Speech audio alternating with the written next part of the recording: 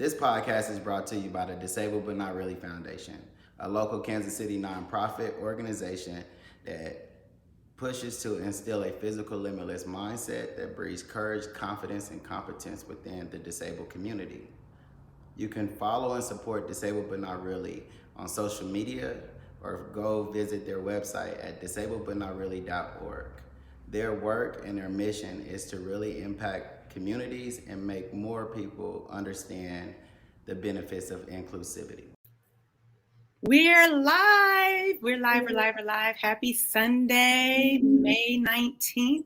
I'm April Jackson with Open Up, and my co-host is here. Hey, what's going on, everybody? This is Wesley Hamilton. Of course, we are excited to be back with you guys this month and just talk about some pretty hot topics. I know you missed this last month because we missed you. So you don't have to say much. We know. But, the good thing about it is this is our 40th episode. And as we keep, continuing these conversations, it is just, it's beautiful to see where we are and the conversations that we've had. So I guess before we start, just let everyone know we're definitely pushing this into podcast form and doing some more things that we can be intentional about creating the messages that have been a part of this conversation for 40 episodes, or at least 39, and then this one. So just want to get everybody pumped up because we definitely have a lot of content out there, but we're doing our best to curate them in the best ways possible so you can be able to listen to them and grow, because that's what we're doing. Yeah, we are growing. 40 episodes is wild. And, we don't often say this, but I feel like PBS, like your support helps us. And it really does. When you support Open Up, when you support Disabled But Not Really, you're supporting platforms like this. And so with the support that we've received from individuals and also from funders or whatnot, they are investing in us. So Sunday Safe Spaces, we've told you before, we're putting it in a podcast form. Well, there's only Wes and myself and Marissa in the background doing everything, especially Marissa. But we have a team now. And so we have a team of individuals who are a part of Open Up now, who are going to really help Wes and I do some of the legwork. So we're excited to go another 40 and beyond, and also like blast it out in different ways because it's so needed, It's funny that you say leg work. You know what? You talk about ableism and language, right? Thank you, Wes. No. But you know what? You still got legs. No, but you use it in the right way, though. Like they're taking up on us with the leg work. So I really liked how you phrased that, because I felt really seen at that moment. Because there's only so much I can do. Right? Right? We do with what we have in our bodies. So I'm excited to have us move on. So this, we did miss you all last month. And last month we revisited the outdoor inclusion and outdoor activities with Marcus Schaffner, who started an organization, and the premise is to really bring accessibility, which sounds weird, accessibility to outdoor, activities and adventures. And we should all be able to go outside, but we don't all have access, right? We don't have access. And unfortunately, most community parks and city parks aren't even accessible. And a lot of people don't see that, right? Like I did my own, activities in a sense to work with our Parks and Rec department here in Kansas City, and went through a couple of parks and just knew that if I wasn't physically in shape, that I wouldn't have that opportunity. But then that is the small basic thing when we're talking about parks, and when you thinking about things like Marcus and just the concept of other activities, rather is going into camping, or going into canoeing or kayaking. And these activities are available, but the access to them sometimes the issue, right? So Right. absolutely. Access to outdoors, man. Yeah. Ooh, And it's such a big deal. It's such a big deal. There's affordability, you know, there's, you know, if you're city living, you just the concrete jungle, right? And if you have any kind of like physical abilities that prevent you from walking on the trail or getting into the boat or whatever, like you don't have access to it. And nature is so important. It's fundamental to our souls and our spirits. And when we talk about being grounded and mindful and healthy, just being able to breathe clean air, see the green, see the green. I had to mess up my money tree plan on what. I see you, April. But thinking of that though, so a couple things just to kind of because there was some new information that I was provided recently as I've been trying to be more outdoors. And before we go into something different, to share some resources and some knowledge that I do have about outdoors and people with disabilities. So I found out that majority of the state parks have, or most of them, make sure you call. They have like a tractor type of wheelchair that you can rent out if they have it available, to help you get over certain trails and things like that. Of course, I've used that wheelchair. It's kind of bumpy and all of this, but at the same time, it would definitely give you the access if you need it. I worked with a company out in Canada recently, about a year ago. It was called Whistler Adaptive.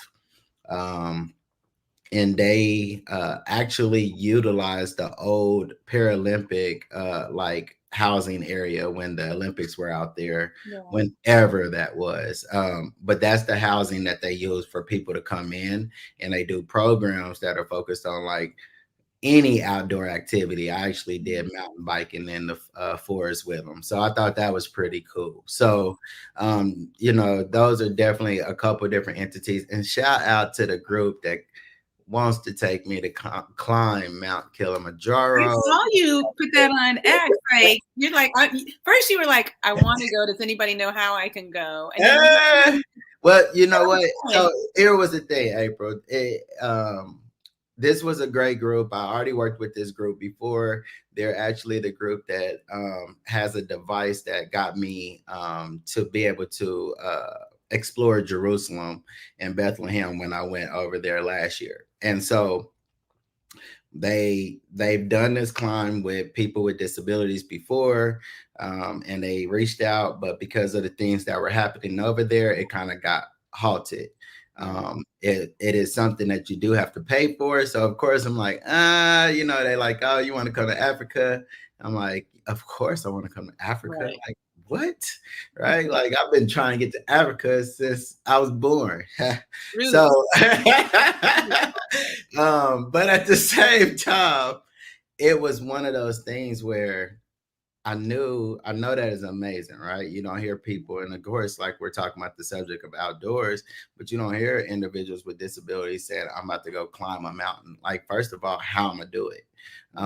And so to be able to know a company or an organization that is focused on outdoors and activities of helping people with disabilities reach peaks like Mount Kilimanjaro, I think that's like amazing. So my goal is to go over there, really see not only like what it takes to do this type of activity, but at the same time, how do we find a way to bridge a gap so that more people with disabilities can have this opportunity. And of course, like I said, it might not be where it's free, right? Because that's just not how things go as much. But at the same time, when you can kind of try to find alignment within organizations that can support individuals that really want to do these type of things, and then work with institutions that are overseas that are actually doing it, or even like in Canada. So just saying, there are a lot of organizations understanding that outdoor is important for people with disabilities and are trying their best to create the access.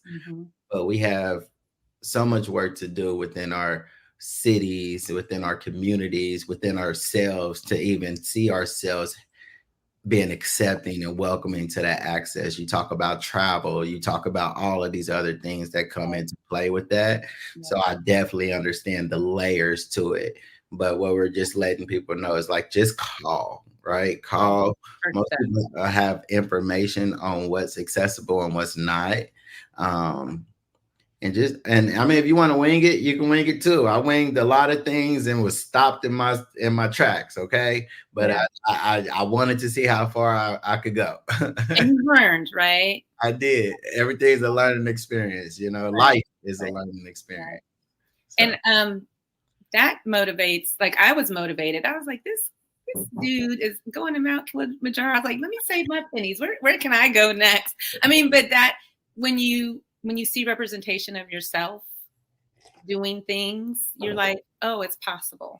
Yeah. So, like you're saying, it's a possibility. And Marcus's organization was one of them. It's got money, and they're looking for funding to take kids to snowboard or hike. He takes groups of Black men out to hike and stuff. So what you're doing, I think, is so important and influential for us all.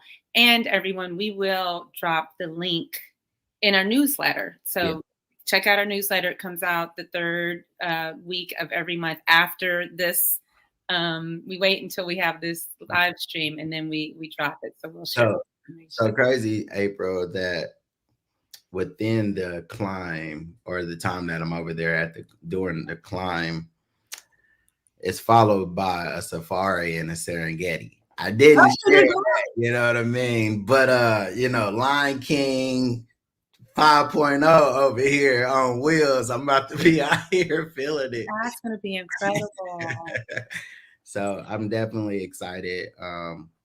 I'll be honest though, this is where, we can kind of start to talk about that mental health thing. Like, I know a lot of people ask me, am I ready? I had one guy like, are you really going? And he's like, are you scared? I'm like, he's like, I'll be scared. I'm like, I thought about it. Like, is this something I should? I wasn't, but now am I scared? Should I be? But the areas that I want to highlight through this climb is how vulnerable I have to become. This is involving hiking. This is involving tough peaks, areas, altitude changes. There is a lot that I have to focus on top of the lack of access, the lack of restrooms being accessible, the huts that we have to sleep in might not be the best. What is it going to do for my skin? Like, the mental readiness I have to become just to be able to be that vulnerable to do something like that. Because sometimes a lot of the reasons why we don't do things as people with disabilities is because of the process and what it could do, right? Like, I don't know what it could do to my body.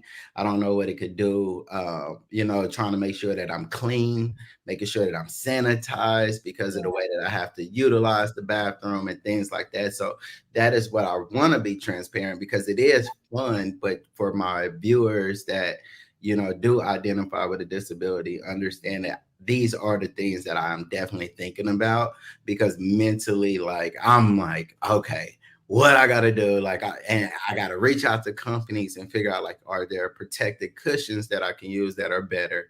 This is really putting me in one of those positions that I don't want to, like, be detrimental to my body trying to do something amazing.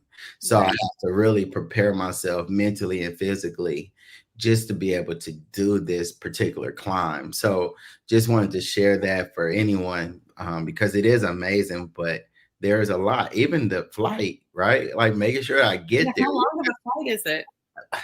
Oh, it was like 18 hours, but it was some layovers and things like that. But it's still that, right? Like, even like circulatory issues that happen when you're on the plane. And I mean, the benefit for me is that I fly a lot. And so I do know how first class. I don't like first class. It's going to cost a lot. right? But what I always say is like it's the convenience. You got pies that you can lay down, so I don't have to worry about sitting in one position for hours. Hours, right? And so hopefully I got a good enough miles. And if anybody want to donate some miles, I'm here for it. Like, I mean, give them.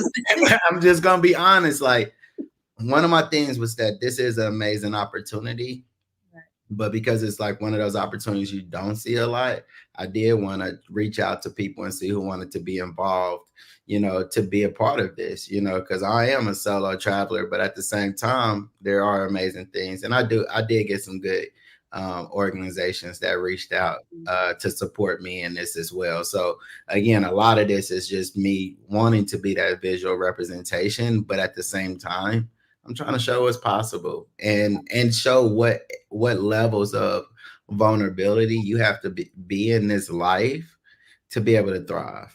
Yeah. And the word community came up when I hear you sharing, like, I have reached out to people and I'm traveling solo, but there's a community that I am bringing into my circle of support. And that's real important for mental health, right? And physical health. Yeah, I mean, because most people with disabilities or people with disabilities, Black individuals, Black people with disabilities, if you represent the BIPOC, there are so many areas, right, that you do feel alone, based on identity, things that we talked about. Intersectionality sometimes plays a major part. Yeah. And so to have people that just see you. Yeah. And, want to find a way to help. Like, I mean, I definitely had someone ask, like, you don't need somebody to come with you. And I'm like, they didn't say nothing, right? Like, I'm like, like I hadn't thought about. And through the conversations, I realized that no, they have a amazing group of people that are willing to support and build up this opportunity. And so community is very important. And even the support that I'm getting from the back end I think is amazing, because there's not one entity that I'm not aligned with. That's important. And so I'm very big on the representation of disability and going above and beyond to thrive in life. And so I do want individuals that are tied to that message, right? And so, and again, so it is Mental Health Awareness Month. Yeah, we really wanted to touch on that. I feel like I feel like it is becoming more and more, I guess, in conversations. Shout out to Mental Health KC, because I am a keynote speaker next week for their mental health conference. And so I'm really excited about that, because I personally made it my intention to speak more about mental health, like last year. Like, I definitely wanted mental health to be a topic that I talk more about, just because of my journey and the things that I was able to do. There are definitely areas of mental strength and readiness and exercises that I had to go through to be able to have the mindset and mentality I have, the level of gratitude I have for life, the ability to not, have heavy anxiety anymore, even dealing with my own circumstances, the depression. Like, people don't talk about mental health enough. And everyone goes through something mentally. And, it could be just in a day, you get overwhelmed. You don't know what that does to you, your body, your mind. Like, I mean, tell me about it, April. Like, just in a sense, like, what would you say, like, even the importance, and we're going to maybe some conversations we've heard throughout this month about people and what that does for mental. But I would love to kind of hear, like, what's the practices, or like, what would you advise in Mental Health Awareness Month? Yeah, I was thinking about that, because this month, like, I'm creating a talk that I'm going to be doing for like nonprofit leaders, and there's an intersectionality. All of these nonprofit leaders are people of color and come from marginalized communities like ourselves. And I talk about mindfulness a lot and mindfulness practices, and it's so important to practice what I preach, right? And one talk, the woman asked me, she said, "Can you talk about resilience, but like how resilience can be bad?" And, we really dived into it, and I did research on it, because resilience is good and we all can build our resiliency, but especially as like Black folks, as women, as, we're just those who are disabled, those of us who are disabled, it's like we push our boundaries because we feel like we have to strive. In order to thrive, okay, I got to prove to other people that I can do more than the average person in my stance. And we cross our boundaries and then we become depleted. And so being able to say no, being able to step back, being able to like take care of ourselves. And it doesn't mean you're going to feel good necessarily. Sometimes it's sitting in that pain, sitting in that depression and recognizing, okay, I am depressed. Why? Let me work through it. It's not all toxic positivity that we're talking about. But when do we have the space to breathe? Like you said, in a day, you might have to work 8 hours. You might have to take care of some kids or some parents or some community people, some friends, bills pile up and things happen. And just being able to sit and breathe can sometimes remind you, I need to just breathe. I need to take space. I need to just be away from everything. And whatever it is for you, that is what it is for you, right?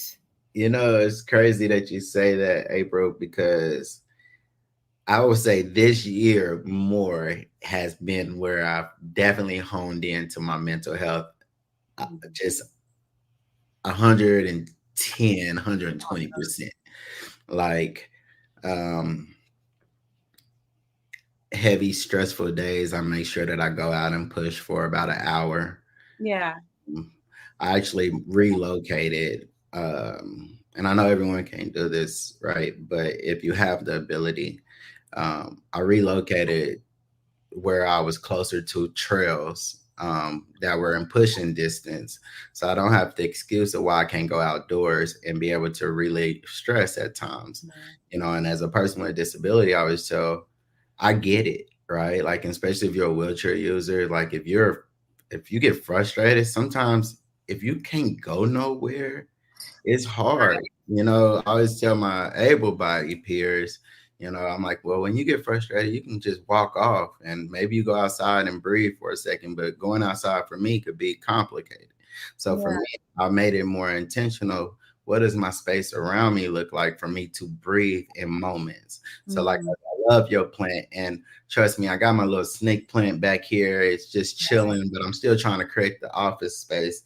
But all to say is that my living room space, though, is very, oh man, it's just full of plants, April. And it's like, it's such a vibe in there. I have my incense burning, and like, I just had the music playing, and it's just, and I make sure every day that I give myself time. I even make sure that I'm in silence at least a couple hours a day. I'm okay with my own thoughts, right? Oh my gosh. I love that. And my mornings are, and it's taken me a while to get to this point, because like when my kids are younger, I couldn't really take these mornings to myself, but being able to just get up slowly, read, meditate, pray, and just be in silence and just listening to the birds, outside. And I don't care where you live. You could be in New York in an apartment building. At a certain point, there's some quietness, and that's beautiful. To me, that's beautiful, just to sit in silence at times and be intentional, right? If we can find these moments to just be intentional with ourselves, that can help our mental health.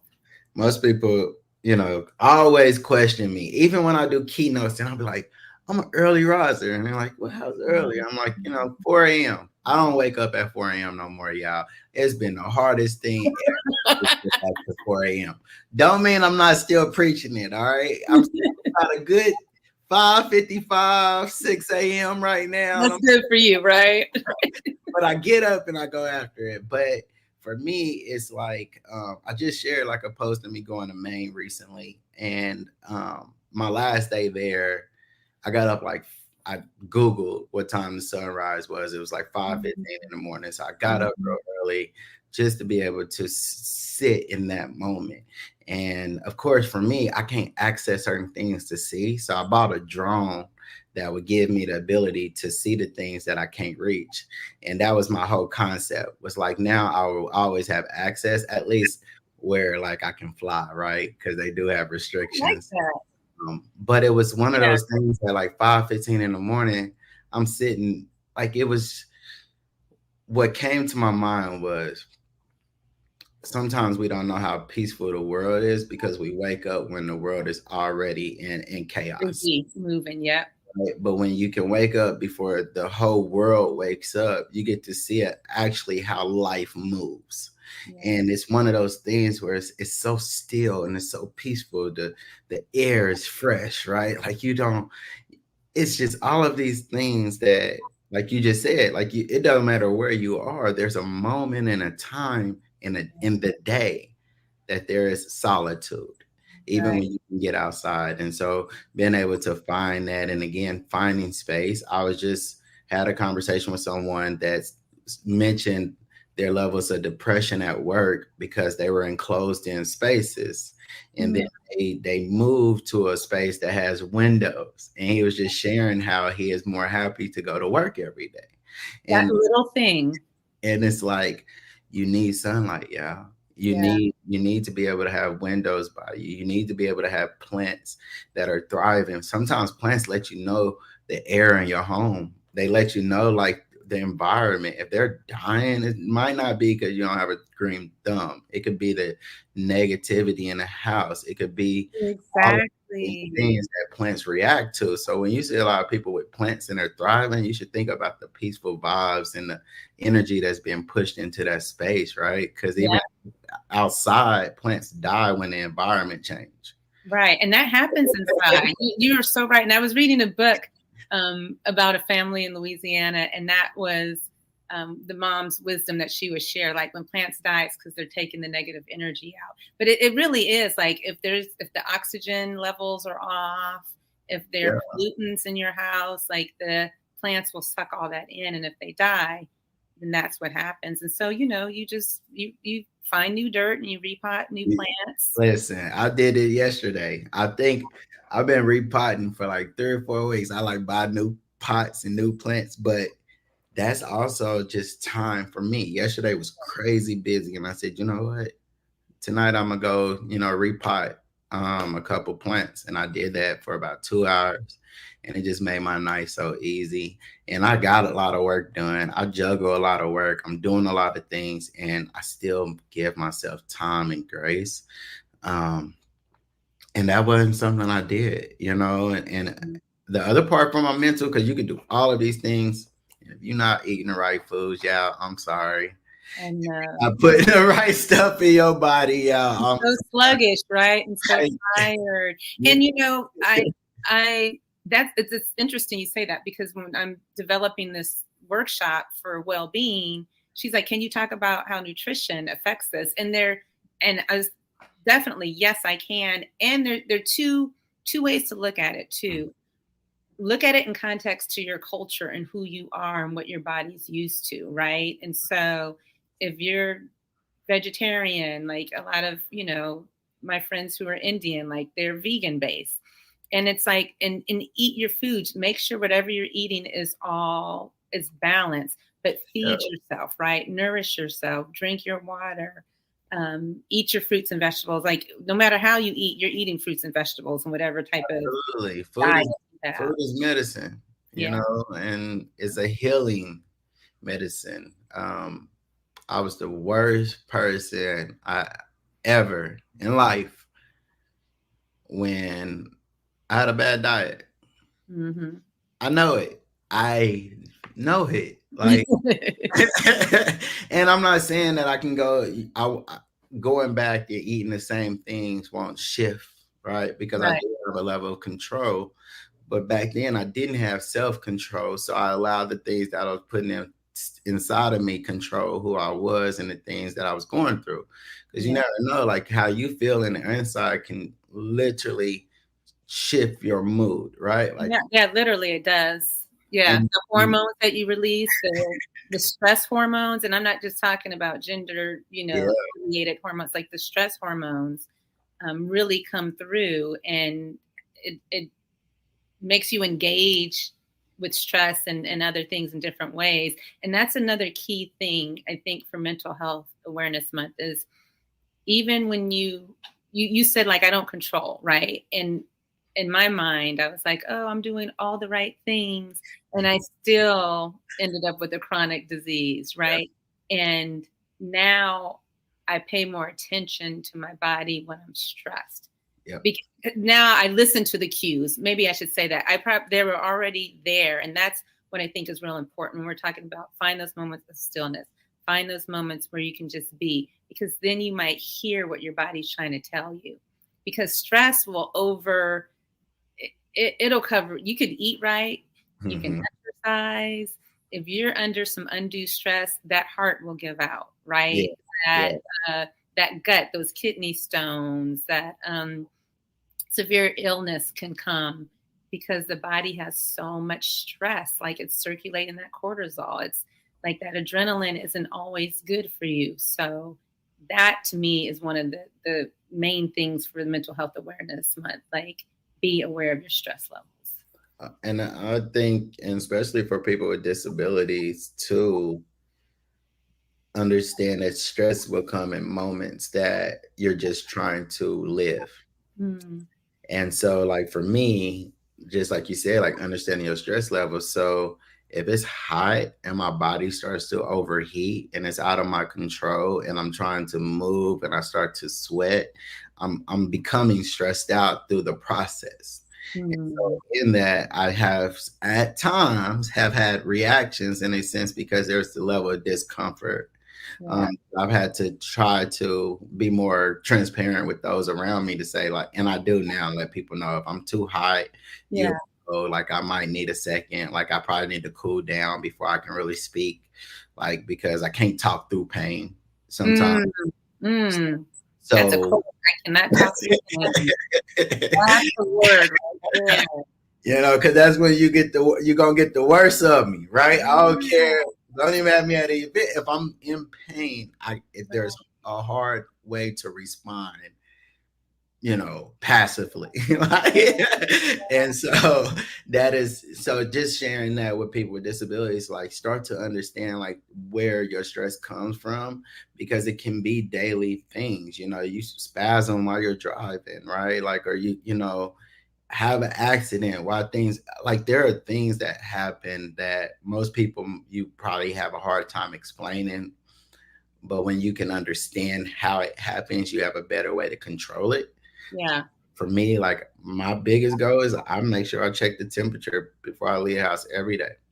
And I'm intentional about it because that lets me know not only what I need to wear, which most people should check the weather, but it's also let me know if it's super hot, if I can if I can start the car first, if I can make sure I do the proper precautions. Caring yourself. Yeah, like so having a body that overheats real quick for people, I don't know till I'm super hot. So same way as if I'm cold, like I don't know that I'm freezing until my teeth start chattering.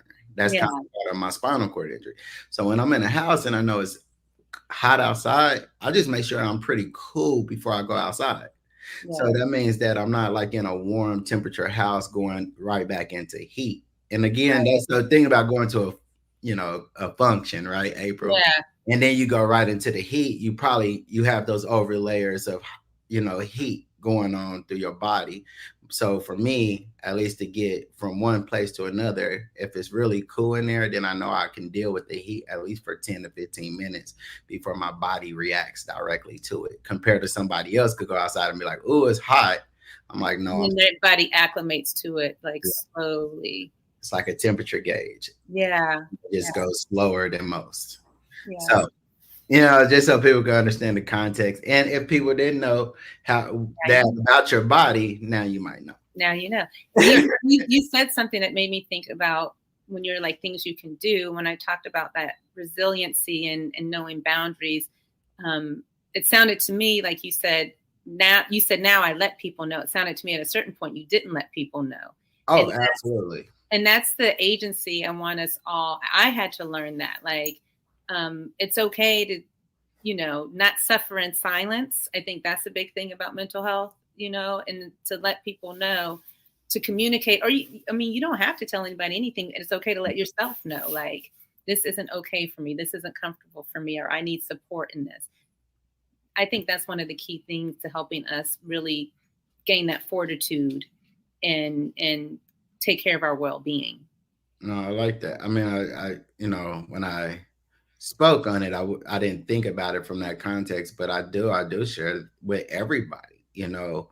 I'm 12 years in my injury, so there's a lot that I know now. So think about when I first got injured, part of the mental health issues I was dealing with was thinking everybody knew what I was going through. So that created a level of a negative mindset, really, because you're thinking people supposed to know how to take care of you. If you and your mom lived a great life 2 days before your injury, you and your mom is learning your new life 2 days after your injury.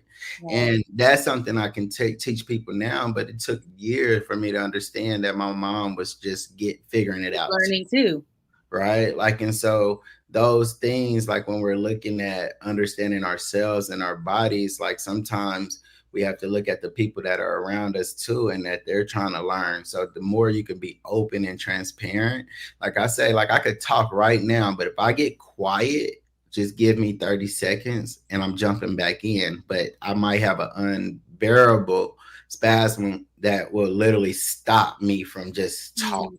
Yeah. But the worst, and I tell my friends and family, the worst thing you could do is ask me, am I okay? Like, in this moment, because if I have to think about it while I'm trying to get rid of it, then it starts to prolong the pain. Right. So it's like one of those things where most people don't understand. Pain definitely comes more as you think about it. So when you hear people like, oh man, I was out all day, I didn't really hurt or nothing, it's because your mind wasn't on it. But when you get back home, if you just in quiet, sometimes that one little 30 seconds can now linger for 2-3 hours because that's what you have to focus on. Yeah, because it's all neurological. And, I'll share with people, like, go back and look at some of our previous talks. I think it was 34, 35, but when we did the tapping, because that's part of it. It's part of redirecting your senses. So you're not focusing on that pain. And it's like your body's like, oh, something else is going on. Okay. And that's what happens on a day-to-day. Like you said, we get out, we're doing things, we're not focusing or thinking. Our nervous system is stimulated by something else. But when we sit, then that you're like, oh, shoot, it hurts. Or if somebody keeps bringing it up, you're like, okay, well, yeah. Right. Like, oh man, well, now that you said it, shoot. All right.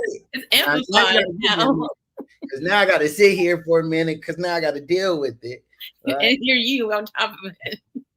And it's like there has to be a medium, but transparency. And again, that's why I'm looking forward to this trip in Africa, because I get to be very vulnerable. And I think sometimes we care too much about other people's outlook on our everyday circumstances. Yeah. Right? Like I know so many people that don't share how they use the restroom, and that's fine. But when you're in places where you don't have a choice, right? And now I need help. But you're holding it so much because you have this ego or pride to share. Like there's hindrance that's mentally not allowing yourself to truly just be free. Yeah.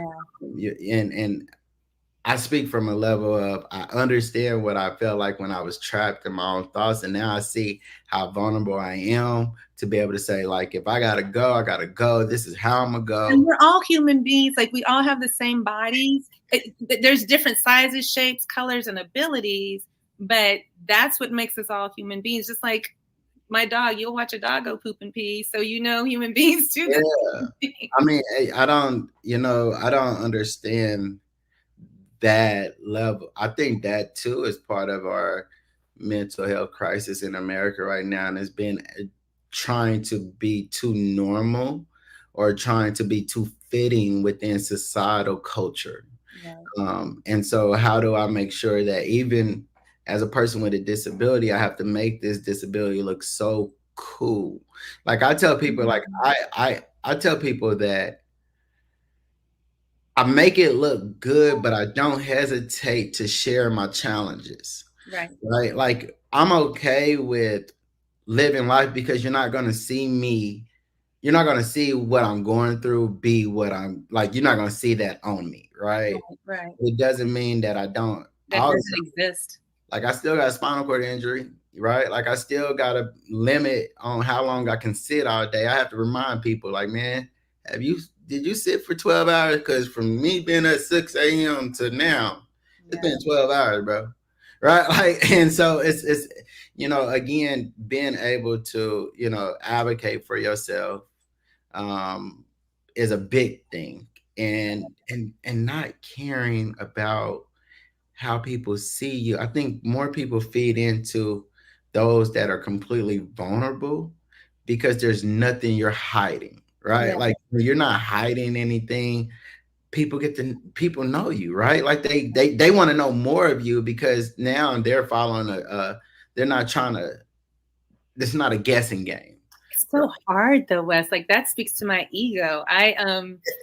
Vulnerability is hard. I was sharing, and I'll put it in our newsletter. And I like how you put yourself out there. And I just told Marissa the other day in the team, I was asked to write an article for Public Source. And first of all, editors are amazing. Rich Lord was the copy editor, and he asked me a ton of questions. And I wrote, we talked, and then I wrote the article, and he was like, this is good. I don't have the same sense of when I spoke to you, though. And so can you share a moment when you were vulnerable? Can you share this, share that? And I was like, it was my ego because I was so concerned about what other people would think, you know? It's so being vulnerable.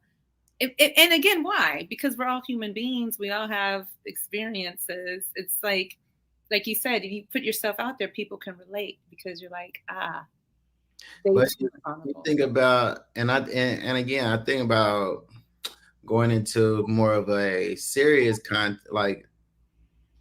piece of my life is like when I met the person that shot me. There's a level of not only vulnerability, but definitely how people are going to see me, right?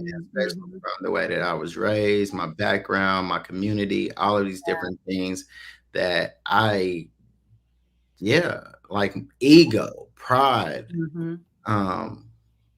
But I'll be honest, freedom sounded better. That's another good quote. You know, that's what we use them. In the podcast, I'm calling. I might have some Aprilism too. Freedom sounds better. And it is better, right? It is, because when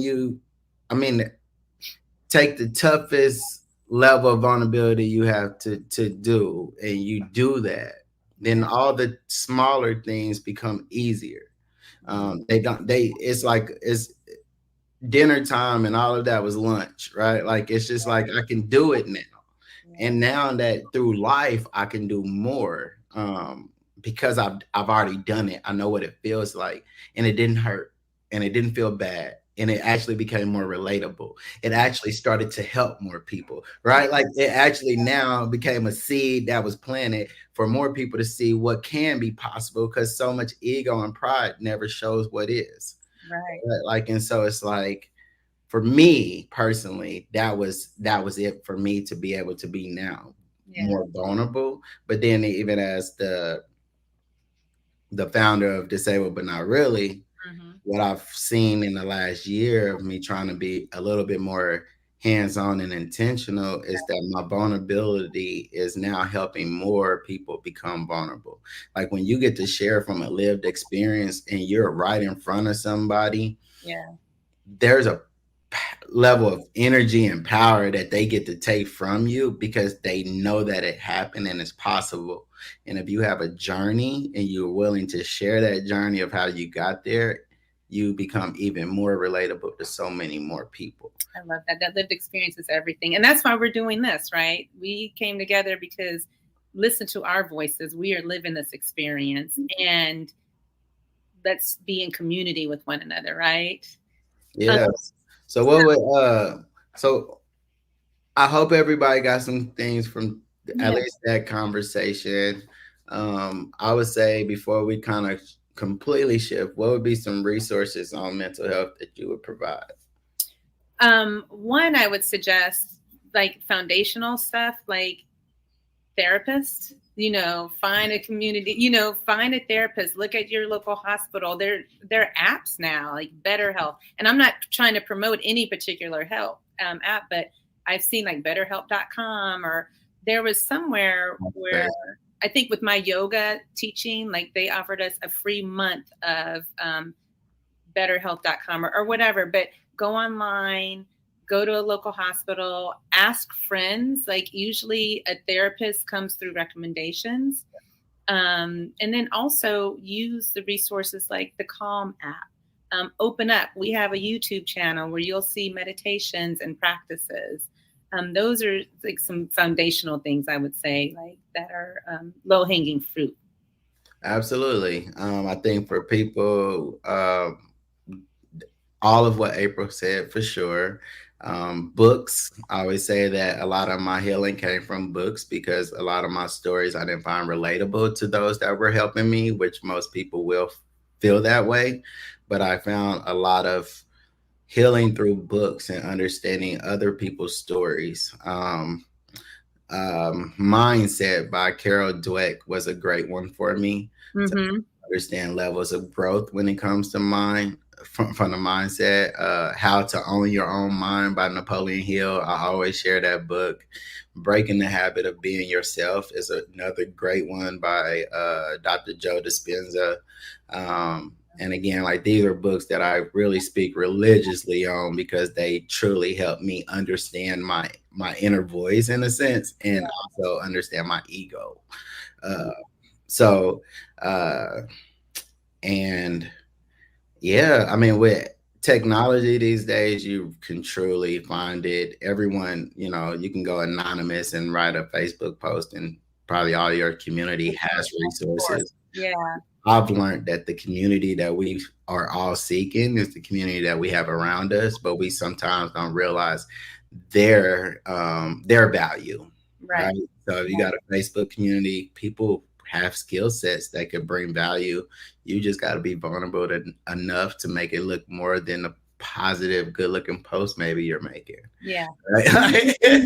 And you can use your filters, right? Because sometimes it's there are two things, like being able to post it on like a Twitter, X, or Facebook or Instagram. You can ask for resources, and you can, what doesn't resonate with you doesn't, and keep what does. And sometimes that helps to have that degree of separation, because when you talk to those who are in your inner circle, like they might see you as that 16-year-old or that 20-year-old, or you stuck in this space. And it's good to confide and have support of those who love you. And sometimes it's good to like branch out and get somebody who's not so maybe emotionally connected to you. Oh, and let me just be very transparent, y'all. Everything is okay with TTU, okay? But at the same time, TTU is not going to always be your educator. And if you don't know what that is, it's TikTok University. Okay? Everybody's learning everything on TikTok. And I'm not saying that it's wrong. Anyone can post anything. So just find resources that are valuable within your community if you are dealing with stuff. Like, it is good to repost videos and things, but I want you to get the help. Right. I want you to find somebody that is truly trying to help you find yourself and be a part of this society in such a positive and empowering way that we can all thrive, right? So that is really, I mean, we're all good to twiddle our fingers on these phones, but man, like if you need some type of help, like find that help. Find some person, and people are educated in that. Like You go to a doctor, specifically because they have studied it and they've researched it and they practice it. It's not to say they're the end all, like you're a partner with them, but I'm not a doctor. And so I'm going to go to someone who is. That's why I'm like, find someone to talk to. And there are resources available. And we'll look for some more, and I'll drop them in the newsletter to share with everyone too, because we are in community too. Speaking of books, I've been reading this book. I think I shared it, Legacy, A Black Physician Reckons with Racism in Medicine. Oh, that's my girl. I know. Blackstock. Yep. Yeah. One of my close friends is a doctor here, and they went to medical school together. They went to Harvard summer medical camp together. She and I walk our dogs together. So that's another thing. Like, find somebody. Like, we have resolved life's whole problems by us going on a walk together. For 2-3 hours, us going on a hike together. Like, we've been soundboards. But yeah, this is her close friend. I've been reading this.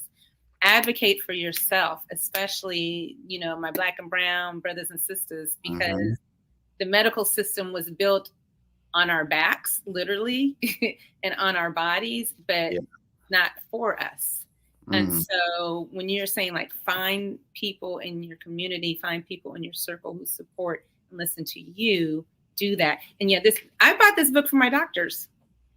I went to my doctor's appointment and I was like, here, you need this book, especially my white doctors. Oh, absolutely. And, even the medical field is becoming more and more transparent to their ignorance and lack of knowledge. And I love that they are becoming more open to understanding, but that's the new generation of change makers that are happening. New generation of people that are wanting to see differences. I see it happening a lot with people with disabilities. Your normal therapists, they're not just allowing you to just be okay, right? Like, I mean, they're seeing how far you can thrive. I've seen a lot of shift in rehabilitation. Yeah. And so just speaking from that, like, I definitely see changes, but it happens because we're using our voices. We're in these rooms, you're becoming vulnerable. If you are on TTU, you're sharing your real story. I love TTU. It's either TTU or YTU, right? Like, it's either one of those. You're either on one of those, and it's, but that's how I kind of talk to the youth now. I'm like, you get that from TTU? Like, yeah, that's funny. I know you did. So before, like, this was a great conversation, and we were like, we're going to talk about all kind of things, and this is so important to us. This is why we've come together. Like, we want us to be strong, and not strong in the sense like you have to show some kind of you can be weak. You know what I mean? Strong in the sense that, like, you're fluid and you're flexible and you can move and you can really thrive in all ways, spiritually, physically, mentally, mind, spirit, and body and soul. And so I'm glad we had this time together. We were going to talk about Kansas City Chiefs, but we'll let that be for another time. You know what? I think, to be honest, what I will say, because there's definitely been a couple crazy topics this week that didn't happen. Oh, Lord, right? So with that being said, taking care of your mental health is not engaging into everything that media pushes out. Yeah. Filter that stuff. You know what I mean? Because there's definitely some stuff that came out, and we're not going to, but again, I allow the other podcasters and stuff to have they pontificate on it, right? Bloggers, but taking care of your mental health is not engaging in everything, especially if it triggers you. Right. And that's what I was thinking of too, with all the turmoil going, with the war, and just it's in one sense, I'm glad that it's being put out there so people can't hide it and act like it's not happening. In the other sense, like, protect what your eyes watch and what your ears hear. Take care of yourself, because it can all trigger us.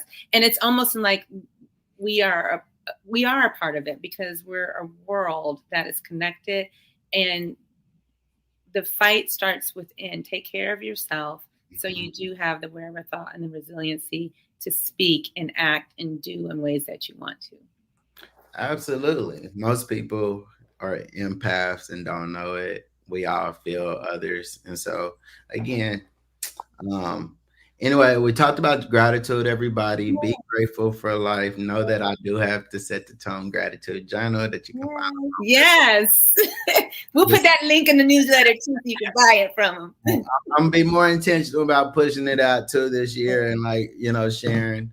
So again, definitely the goal is to really just take care of your mental, y'all. As we have conversations every episode, we are providing nuggets, books, resources to help you in different areas. So make sure you check out the episodes on our YouTube channel and Facebook pages over there, Open Spaces and things. We are not on TTU, but however, we are alive to you. And, I'm going to be intentional too about constantly sharing mindfulness and practices and know you all that we really work to practice what we preach.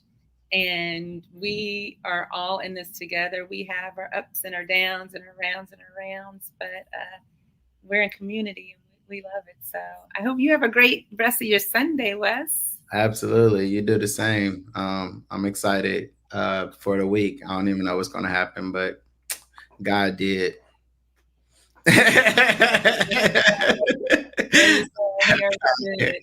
All right, friends. We'll see you.